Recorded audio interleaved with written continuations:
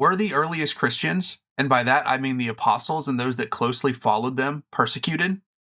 Today we're going to take a Palean approach to this question based on his book, A View of the Evidences of Christianity. Let's get into it.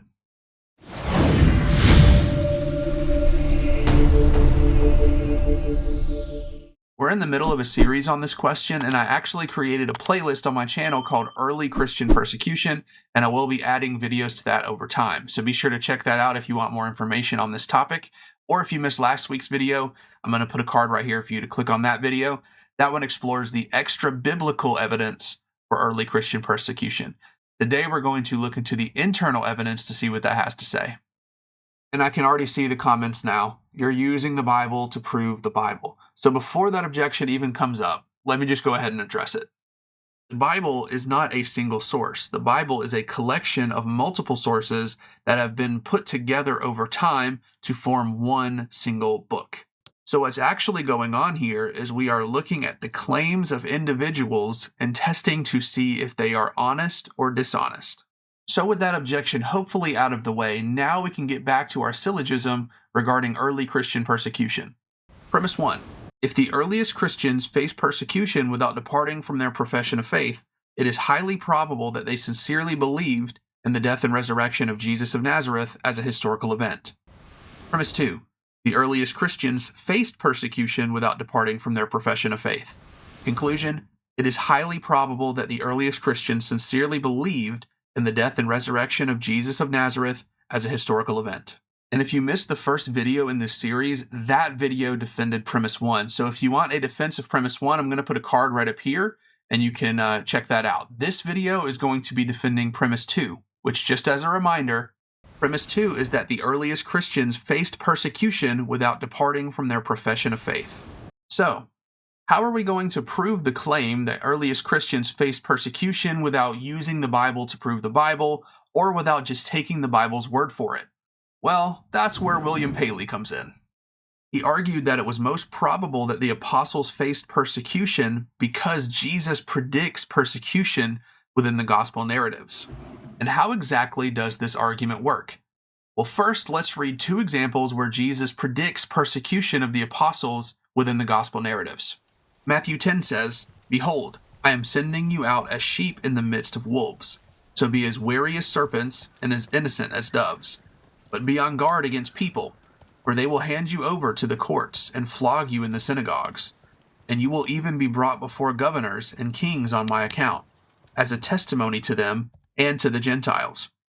And in Luke 21, in a different context, Jesus says, "You will be delivered up, even by parents and brothers and relatives and friends, and some of you they will put to death. You will be hated by all for my name's sake, but not a hair on your head will perish. By your endurance you will gain your lives." So now, let's break down how this serves as evidence that the apostles themselves were persecuted. We have four options available to us. The first one would be that Jesus actually made these statements, but then the apostles were not persecuted. This seems unlikely, because why would the apostles put a false prophecy in Jesus' mouth and include it in the Gospels? Our second option doesn't fare much better. This might be the case that Jesus didn't make these statements and persecution didn't happen. This seems unlikely as well, because, again, why would it be in the Gospels? Our third option seems a little bit better. This would be that Jesus never made these statements, but the apostles were persecuted. On this option, the apostles would be trying to put a prophecy in the mouth of Jesus in order to explain to their followers why it was that they were being persecuted when they were authoring the Gospels. And our last option is exactly what we would expect if Christianity is true. Jesus actually did make these statements, and the apostles were persecuted. So, if we step back and take a look at our options and ask what is the best explanation for Jesus predicting persecution within the Gospels, our best two alternatives include the apostles being persecuted, whether Jesus actually made these statements or not. And based on our argument in the last video, we can deduce that it is the best explanation to say that Jesus actually made these statements and that the apostles did face persecution, because we do not have good reasons to think they were lying, because they were persecuted for their beliefs, and all they had to do was recant their beliefs and they would stop being persecuted. so they do not have good reasons to lie. So let's get back to our syllogism. Our last video defended premise 1, which is, if the earliest Christians faced persecution without departing from their profession of faith, it is highly probable that they sincerely believed in the death and resurrection of Jesus of Nazareth as a historical event. In this video, we've provided evidence for premise 2. The earliest Christians faced persecution without departing from their profession of faith. Conclusion, it is highly probable that the earliest Christians sincerely believed in the death and resurrection of Jesus of Nazareth as a historical event. The existence of early Christian persecution serves as excellent evidence for the overall truth of Christianity.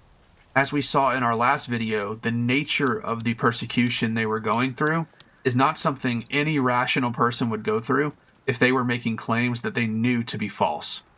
So based on these considerations, we can safely conclude that the earliest Christians sincerely believed in the death and resurrection of Jesus of Nazareth as a historical event. Thank you so much for watching this video. Give it a thumbs up if you liked it, subscribe to the channel if you're new and you want more content like this, and also tune in next week for more evidence for premise 2 of our syllogism. This has been The Epitome. I'm your host, Nathan Bozeman. We'll see you around.